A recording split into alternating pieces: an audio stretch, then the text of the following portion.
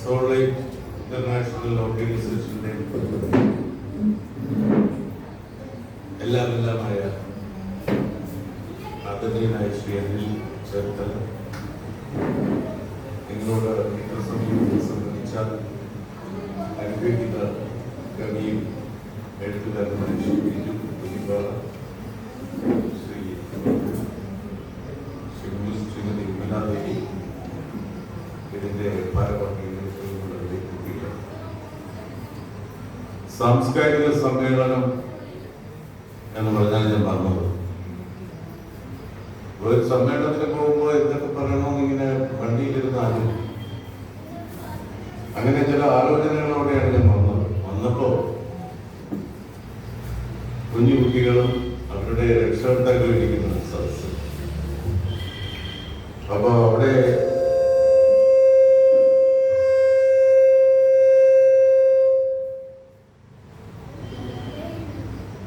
ഞാൻ പറയണമെന്ന് വിചാരിച്ചു, ഒന്നും പറയണമെന്ന് തോന്നി. സോൾലൈറ്റ് ഇന്റർനാഷണൽ എന്ന സംഘടന എന്താണ് നമ്മൾ സമൂഹത്തിൽ വിഭാവന ചെയ്യുന്നത് എന്ന് വളരെ വ്യക്തമായിട്ടുള്ള ഒരു പുതിയ സംസ്കാരം സൃഷ്ടിക്കാൻ ശ്രമിക്കുക. അത് കാർഷിക സംസ്കാരമാണ്, മാനവിക സംസ്കാരമാണ്, സാഹിത്യ സംസ്കാരമാണ്, ജീവകാരുണ്യത്തിലെ സൗന്ദര്യമാണ്. ആ മട്ടിൽ മനുഷ്യന്റെ ജീവിതവുമായി ബന്ധപ്പെട്ട് നിൽക്കുന്ന സ്പന്ദങ്ങളും പ്രതിസ്പന്ദങ്ങളും ഉൾക്കൊള്ളുന്ന എല്ലാത്തിലും ഒരു പുതിയ സംസ്കാരത്തിന്റെ പരിമളം പ്രസരിപ്പിക്കുവാൻ ഈ സംഘടന മുന്നോട്ട് വന്നു. നിങ്ങളിത് മൂന്നാമത്തെ തവണയാണ് ഇവിടെ മീറ്റിംഗ്. ഈ പ്രദേശത്ത് മൂന്നാമത്തെ തവണ ഇതിന്റെ മീറ്റിംഗ് നടക്കുന്നു എന്ന് പറയുമ്പോൾ തന്നെ അതിന്റെ പരിമളം നിങ്ങൾ ആസ്വദിച്ചു തുടങ്ങിയിരിക്കുന്നു എന്നാണ് എന്റെ അർത്ഥം. ഞങ്ങൾ പുറത്തെത്തിയപ്പോൾ വളരെ ചെറിയൊരു കുട്ടി അത്യനുഗ്രഹീതമാം വിധം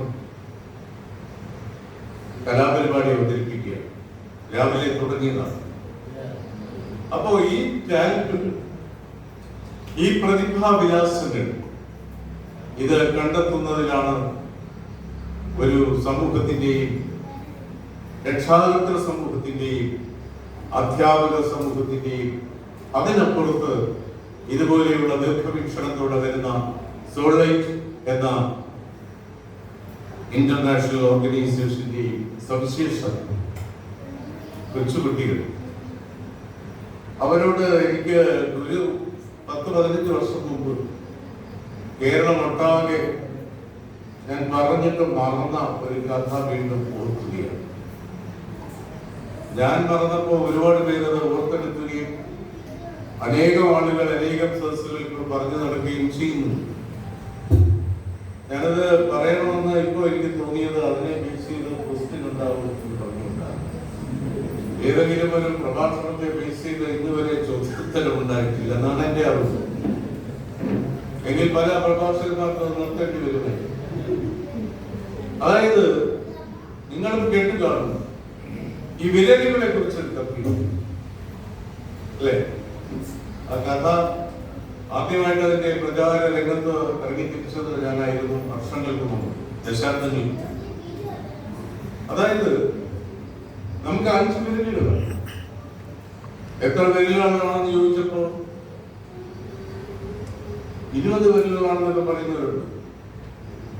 ഞാൻ ഒരു കൈയിലെ വിരലുകളാണ് ഉദ്ദേശിച്ചത്, 5 വിരലുകൾ. ഈ 5 വിരലുകൾ കൂടി അവരുടെ നേതാവിനെ തെരഞ്ഞെടുക്കുന്ന ഒരു ദേശീയ സമ്മേളനം. ആ സമ്മേളനത്തിൽ ഓരോ വിരലുകളും വന്നിട്ട് ഈ 5 വിരലുകൾ വേദിയിൽ നിലനിർന്നിട്ട് ഓരോ വിരലുകളും വന്നിട്ട് അവരെ പറ്റി സ്വന്തം സെൽഫ് ഇൻട്രൊഡക്ഷൻ, ആത്മപരിചയം നടത്തും. നമ്മൾ ഇന്റർവ്യൂവിന് പോകുമ്പോഴൊക്കെ പറയുമല്ലോ, സെൽഫ് ഇൻട്രൊഡ്യൂസ് ചെയ്യാൻ പറയും, സ്വയം പറയാൻ പറയും, എന്തൊക്കെയാണ് നിങ്ങളുടെ മെരിറ്റ്. അപ്പൊ നമ്മുടെ മെരിറ്റ്, നമ്മുടെ ഗുണങ്ങൾ, നമ്മുടെ ശക്തി നമ്മൾ പറയും.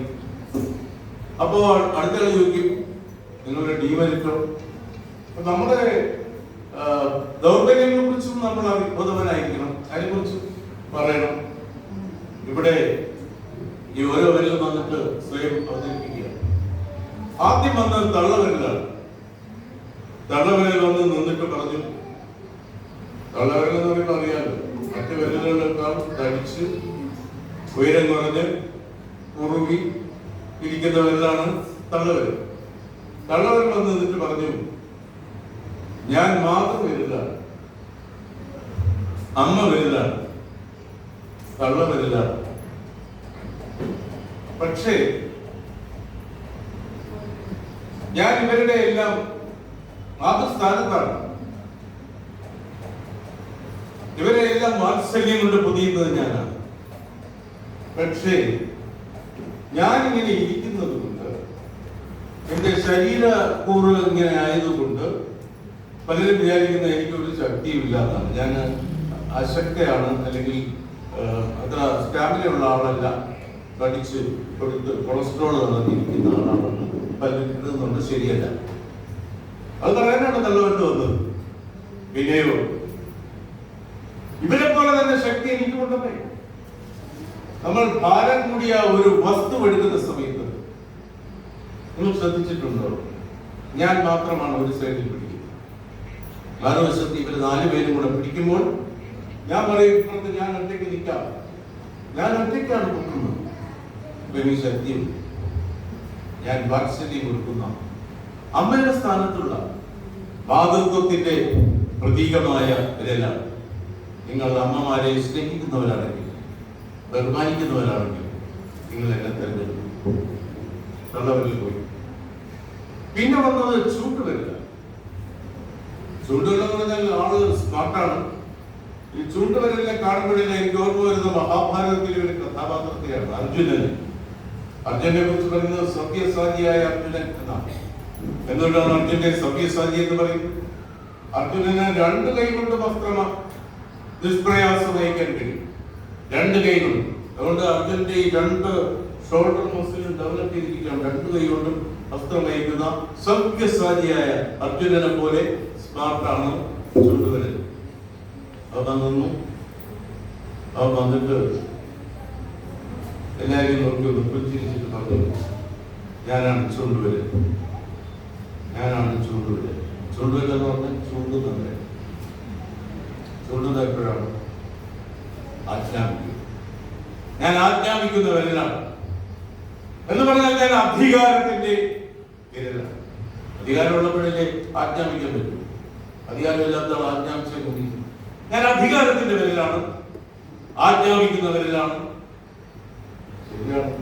അധ്യാപകൻ ക്ലാസ്സിൽ താമസിച്ചു വരുന്ന കുട്ടിയെ ഗെറ്റ് എന്ന് പറയുന്നത് ഈ വിരൽ സൂചിപ്പിക്കുന്നു. അല്ലാതെ തള്ളവരലോട് ഗെറ്റ് ഔട്ട് എന്ന് പറഞ്ഞാൽ ആൾ പോയില്ലെന്നല്ല, ചിലപ്പോൾ ഒന്ന് ആലിംഗനം ചെയ്തുകൊണ്ടിരിക്കും. ഗെറ്റ് ഔട്ട് എന്ന് പറയുന്ന വിരൽ ഞാനാണ്, അധികാരത്തിന്റെ വിരലാണ്. നിങ്ങൾ അധികാരത്തെയും അംഗീകാരത്തെയും ആധിപത്യത്തെയും ബഹുമാനിക്കുന്നവരാണെങ്കിൽ നിങ്ങൾ എന്നെ തന്നെ. പിന്നെ വന്നത് നടുവരലാണ്. നടുവരൽ വന്ന് നിവർന്ന് നിന്നു. പറഞ്ഞു, ഞാനാണ് നടുവരൽ, മധ്യമവരൽ. ഇവരെല്ലാം കാണും തലപ്പൊക്കം എനിക്കാണ്. ഞാൻ അവിടെ ഇരുന്നപ്പോൾ നിങ്ങൾ ശ്രദ്ധിച്ചു, ഇവരെല്ലാം കാണും തലപ്പൊക്കം എനിക്കാണ്. ഇവരുടെ രക്ഷാകർത്താവ് ഞാനാണ്. ഞങ്ങൾ 5 പേരും കൂടെ എവിടെയെങ്കിലും യാത്ര പോയാൽ ഒരാരെങ്കിലും എന്തെങ്കിലും തെറ്റ് ചെയ്താൽ, തെറ്റ് ചെയ്യാത്തതൊന്നുമല്ല, തെറ്റ് ചെയ്താൽ ആളുകൾ പരാതി പറയാൻ പറ്റുന്നത് തലമൂത്ത എന്നുകൊണ്ടാണ്. നിങ്ങൾ രക്ഷാകർതൃത്വത്തിൽ വിശ്വസിക്കുന്നവരാണെങ്കിൽ നിങ്ങൾ എന്നെ തെരഞ്ഞെടുക്കുക. അയാൾ പോയി. ഞാൻ ചോദിക്കട്ടെ, ഒരു നല്ല പെർഫോമൻസ് കഴിഞ്ഞാൽ അത് പാട്ടാകട്ടെ, മിമിക്രി ആകട്ടെ, എന്തുമാകട്ടെ, ഒരു നല്ല പെർഫോമൻസ് കഴിഞ്ഞാൽ അടുത്ത് വരുന്ന ആളിന് ഒരു കോൺഫിഡൻസ് കുറയും, അല്ലേ? കുറയും. ഇവിടെ ഇപ്പോ തള്ളവരൽ ഒരുവിധം ഭംഗിയായിട്ട് പറഞ്ഞു, ചൂണ്ടുവരൽ സ്മാർട്ടായിട്ട് പറഞ്ഞു, നടുവരലും ശക്തമായിട്ട് പറഞ്ഞു. പിന്നെ വരുന്ന ആരാണ്? മോതിരവിരൽ. മോതിരവിരൽ എന്ന് പറഞ്ഞാൽ മോതിരവിടുന്ന വിരലാണ്. അല്പം സ്ത്രൈണതയുള്ള വിരലാണ്, ലജ്ജയൊക്കെ ഉള്ള വിരലാണ്. അയാൾ വന്ന് ചെറിയ മൈക്കിന്റെ അടുത്ത് വന്ന് ഇങ്ങനെ കളിക്കുന്നത്. അത് ശ്രേണകൻ ചാഞ്ഞ് ജന്മന്റെ കുന്നുകളെ മാവിലൊക്കെ ചാരി കുമാരനാശന്റെ നായികനും ചാഞ്ഞ് ചരിഞ്ഞ പിടികളാൽ എന്ന് പറഞ്ഞ കുന്നുകളെ പ്രസവിക്കാൻ ഇങ്ങനെ ചാഞ്ഞ് ചരിഞ്ഞ് നിന്നിട്ട് ചുണ്ടുവരൽ പറഞ്ഞു, ഞാനാണ് ചുണ്ടുവരൽ. ഫോമാകുന്നില്ല, ഒരാത്മവിശ്വാസപ്പെടും, ഞാനാണ് ചൂണ്ടുവരൽ, ഞാനാണ് മോതിരവരൽ, ഞാൻ ഈ മോതിരം ഇടുന്ന വിരലാണ്, ഈ കല്യാണത്തിനൊക്കെ മോതിരം ഇടുന്നതിന്റെ വിരലാണ്. അത്രേ പറയാനുള്ളൂ. മോതിരം വലിയ ക്ലൈമൊന്നുമില്ല. മോതിരം പറഞ്ഞു കല്യാണത്തിന് മോതിരം ഇടുന്നത് എന്റെ വിരലാണ്. ഏതെങ്കിലും ഒരു വിവാഹ സമയത്ത്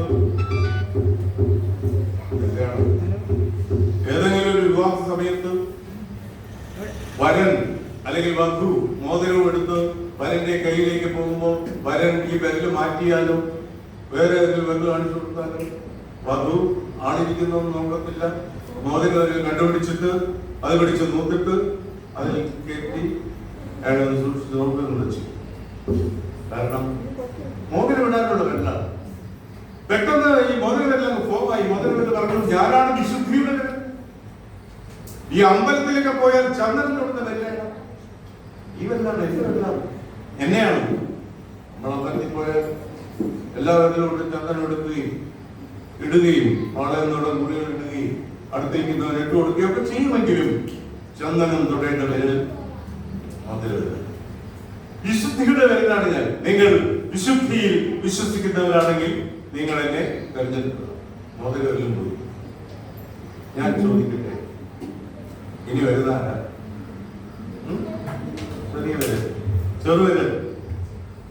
ചെറുവിരൽ അവൻ എന്തെങ്കിലും പറയാനുണ്ടോ? തണ്ടവിരലും ചുണ്ടുവിരലും നടുവിരലും എന്തിനും മോതിരവിരലും പറഞ്ഞ് ഒപ്പിച്ചെടുത്ത് ഈ കൊച്ചുവിരലിന് എന്തെങ്കിലും പറയാനുണ്ടോ? എന്നിട്ട് പറഞ്ഞു, കുഞ്ഞുണ്ണി മാസ്റ്റർ കവിത കടമെടുത്തോണ്ടോ പറഞ്ഞു, എനിക്ക് പൊക്കമില്ല, എന്നെ പൊക്കാതിരിക്കും. മറ്റൊരു കവിത കടമെടുത്തോണ്ടോ പറഞ്ഞു, ഈ പൊക്കമില്ലായ്മയാണ് എന്റെ പൊക്കം. എന്നെ എന്തെല്ലാം എട്ട പേരുകളാണെന്ന് അറിയാം.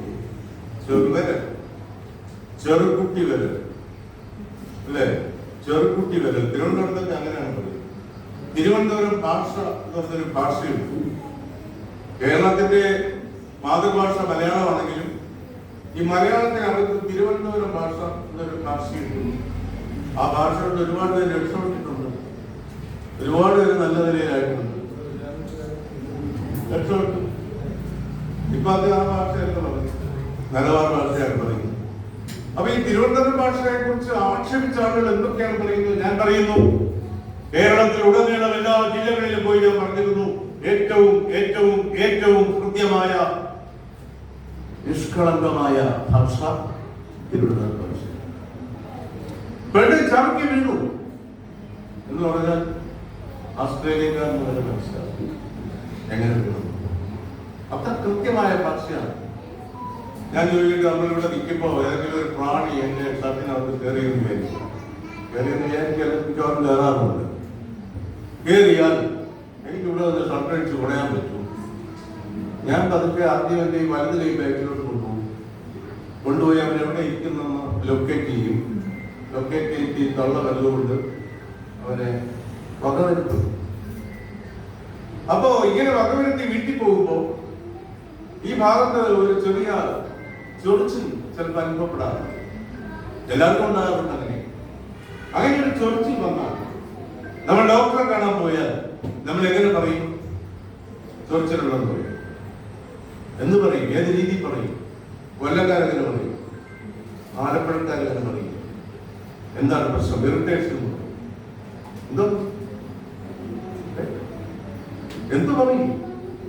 ഈ ഭാഗം കാണിച്ചു കൊടുക്കേണ്ടി ഒരു ഡോക്ടർ ചുമന്ന് തുടർന്ന് കിടക്കുന്നു, ഡോക്ടർ മനസ്സിലാവും.